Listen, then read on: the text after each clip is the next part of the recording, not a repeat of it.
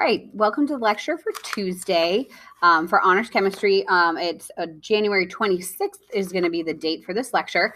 We do have the PSAT today, so you will then be hopefully watching this at some point in time. You can watch this before Tuesday, and good luck on your PSAT tomorrow or after. I hope you did great.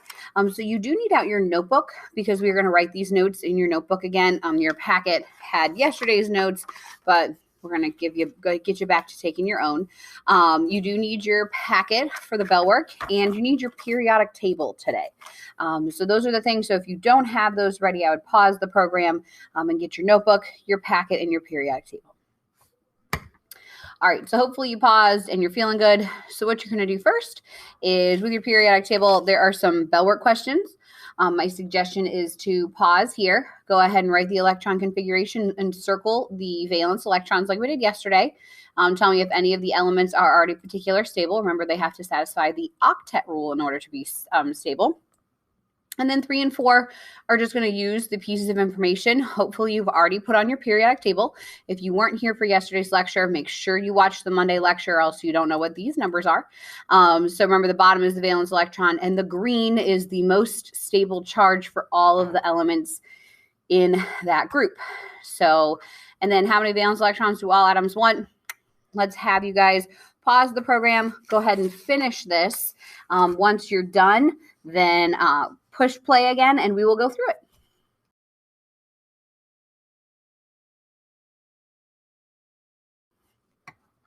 All right, hopefully you had enough time, so let's talk about nitrogen.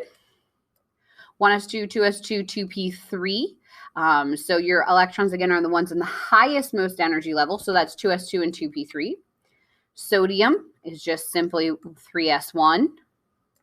Remember, we said that these were a little bit more challenging yesterday, but anything with the highest energy level, bromine. And bromine does have 7 valence electrons, so you know that you're correct. Argon, 3s2 and 3p6. So hopefully when you looked at these, you're saying which of these are stable. Well, argon, if you couldn't tell, because he's a noble gas, so he's all the way over in group 8.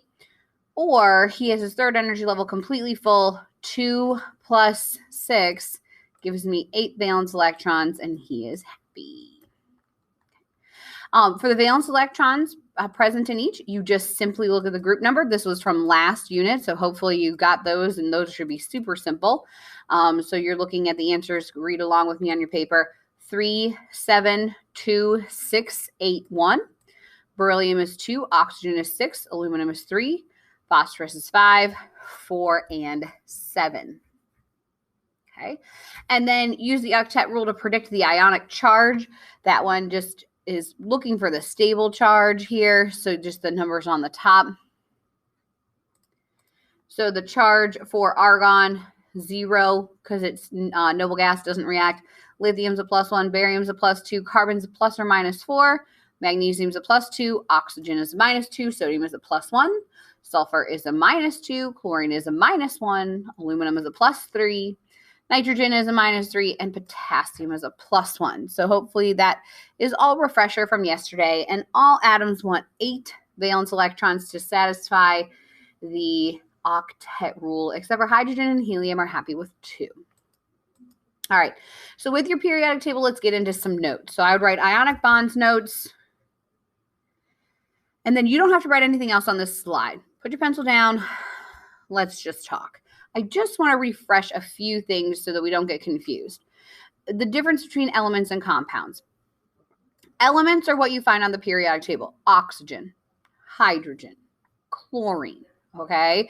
They have individual properties of themselves. When these things bond together, they make what are called compounds, and that's a combination. Hydrogen and oxygen come together and make a bond, and they make water. Sodium, oxygen, and hydrogen can make sodium hydroxide. HCl, they make hydrochloric acid. So I just wanted to make sure. I found over the years that sometimes people don't know the difference between elements and compounds. Okay, elements are pure, simple, most pure form of matter. It's just one type of atom. And compounds have new properties. So once these things bond together, they got a brand new thing. Okay, like hydrogen is a gas at room temperature, oxygen is a gas at room temperature, but you bond them together and you got water that's a liquid. Okay, all right, so let's get into this. Now, I would write this down. What is an ionic bond? An ionic bond is formed by the attraction of a bond formed by the attraction of oppositely charged ions. So we started to do this yesterday. So hopefully this will be a little bit easier for you. A bond formed by the attraction of oppositely charged ions.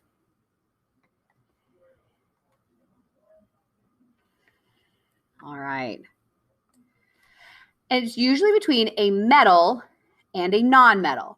And we know that because the metal side, like you could become cations, like we said in the last semester, or last quiz, and non-metals tend to become anions.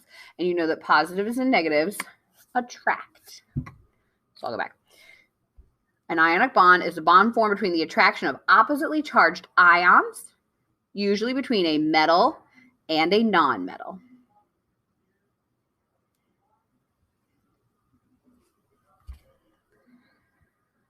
All right. There are a few steps that, so back to that really quickly. So we take a green one and a yellow one, and they make an ionic bond. The blue ones here in the middle can kind of do both. So remember, they're kind of the gray area. So we will stick with charge on that, and this will make all sense in just a second. So there's a couple steps. The first thing that has to happen is an electron has to be, so this is how to make an ionic bond.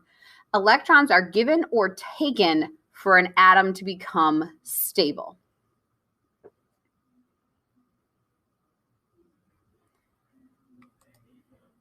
Okay. Then they become oppositely charged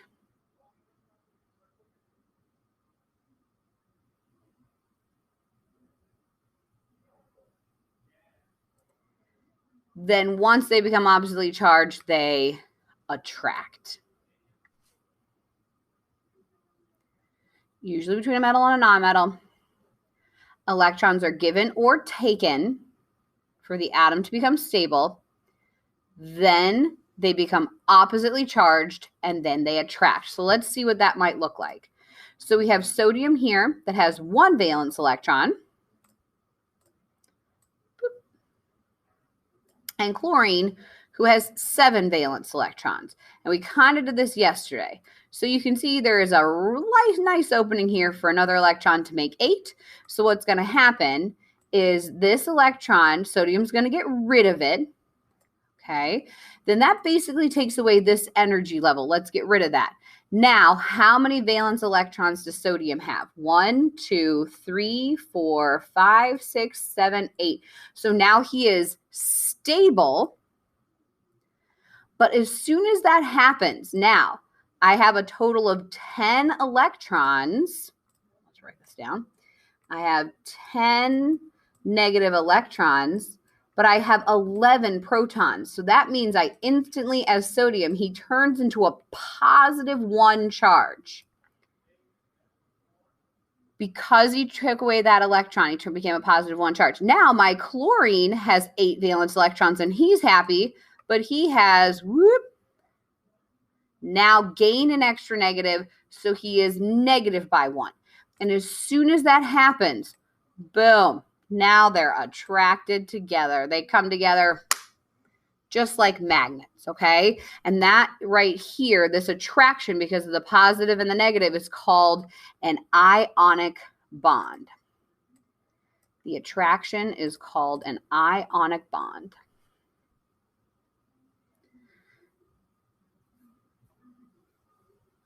Okay, so hopefully I didn't go too fast. Pause it if you need any of that. But as soon as that electron is transferred, 1 is positive, 1 is negative. It has an attraction called an ionic bond.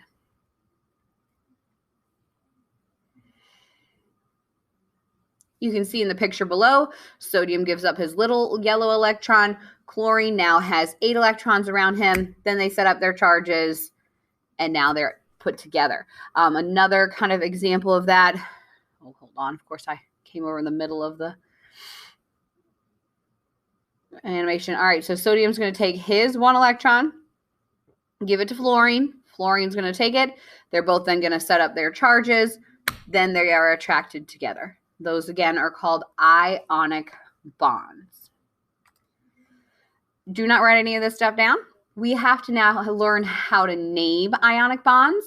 And so it's very important that you remember when you are writing a chemical symbol, you capitalize the first letter and you lowercase the second letter. So chlorine, I don't know why I see people all the time want to write it Cl. Okay, that is not an element. That's carbon and I don't know, something else. Magnesium, everybody's like rocking the Mg here. We don't want to do that. So do make sure that you are always capitalizing the first letter and lowercasing the second. That doesn't say lowercase. This is lowercase, the second letter.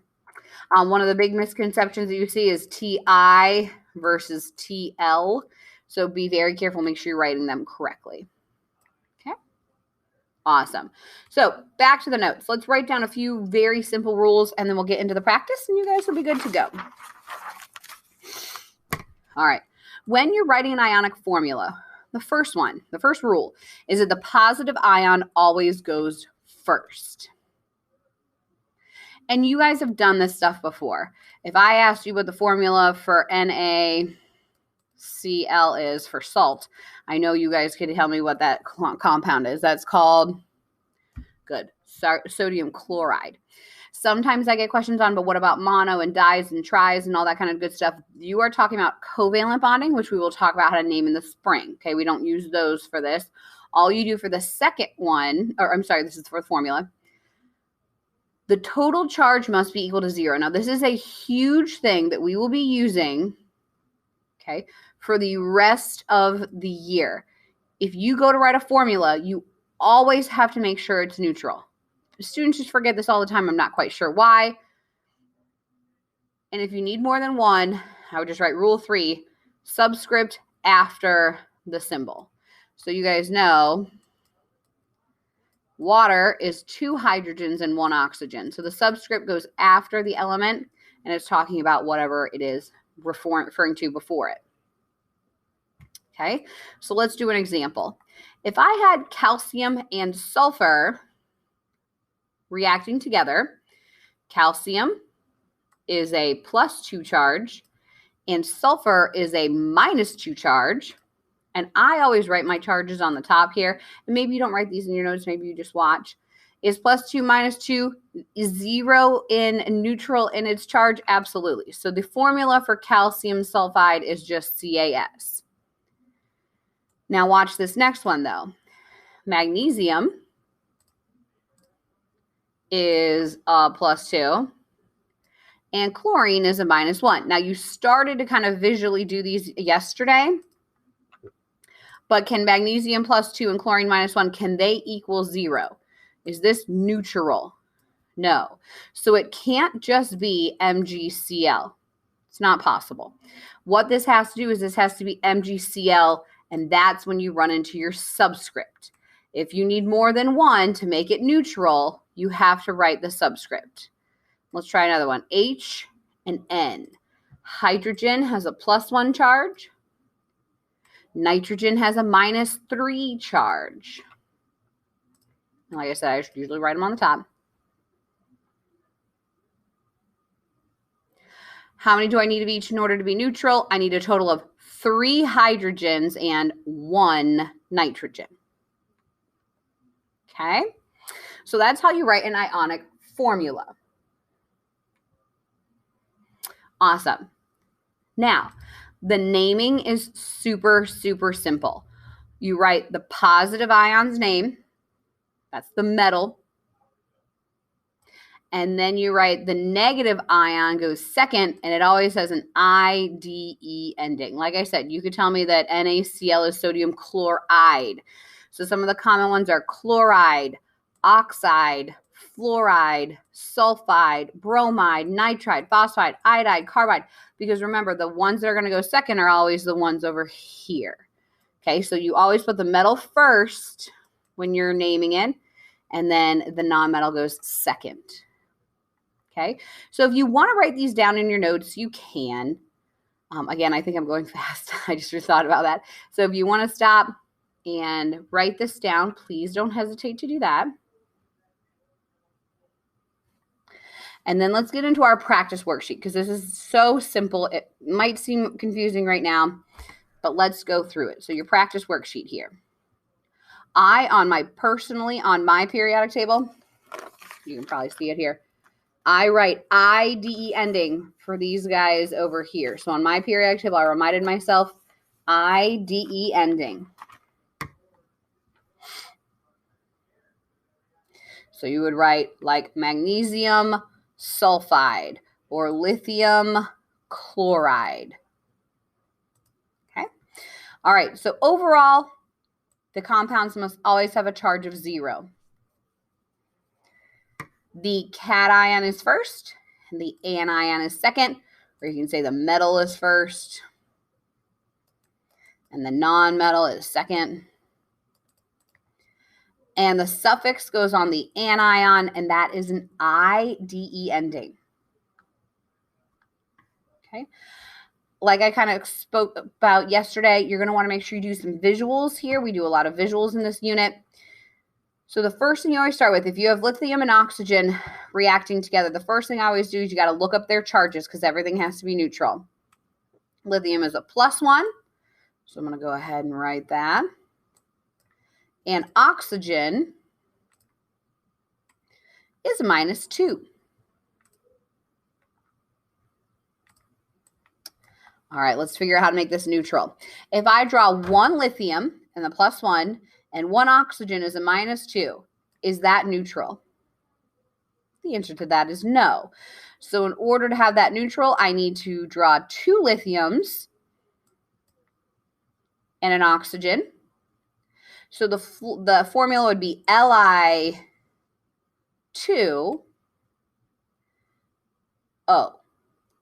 And the name, you write the metal first, lithium, and then the cation, or the anion, excuse me, needs an IDE ending. Lithium oxide. Let's try another one.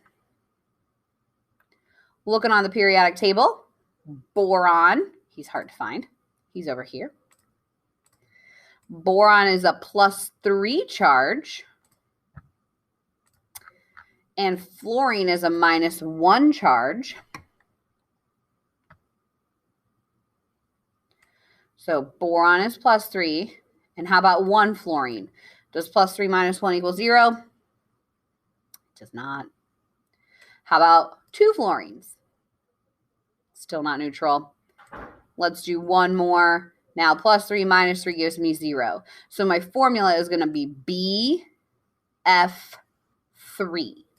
And the name is simply boron, and you add an IDE ending to the end, fluoride. Why don't you pause the program and try the next one? And then the one after that is a little bit more challenging, but I think you can get it.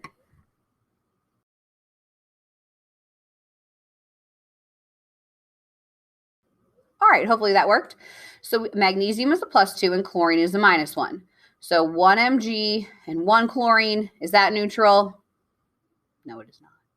So we're going to add another chlorine. Now +2 - 2, MgCl2. And the name is magnesium chloride. Very good. All right, I'm going to do one more. This one's a little more challenging, so hopefully you guys can figure this out. Pause the program and see if you can't do this one on your own.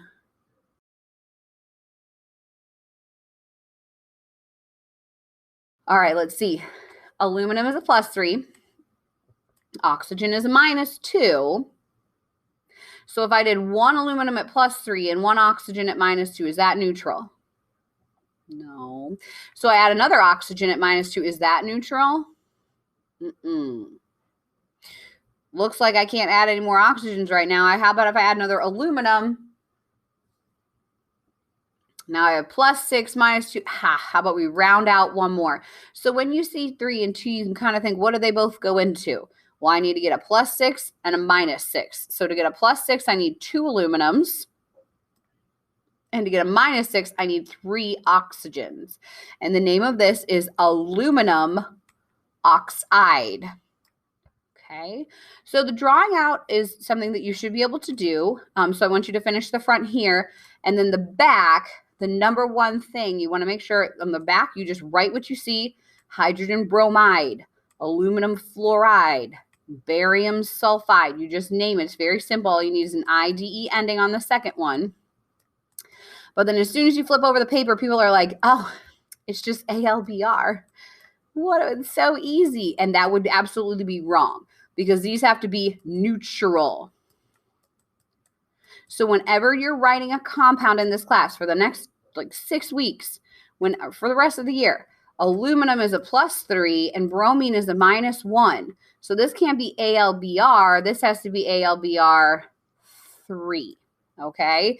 So please, please, please, just in your head right now, if I'm ever going to write a formula, you need your periodic table and you need to look up the charges so that you get your formula neutral, because that is the number one thing that students forget for some reason, is that all charges must be 0 whenever you're writing any formula of any kind. Okay? So hopefully, like I said, everybody did well with their PSAT. My suggestion here is to finish this worksheet. The key is underneath this video, along with the 3 lecture questions that I'm going to need you guys to do.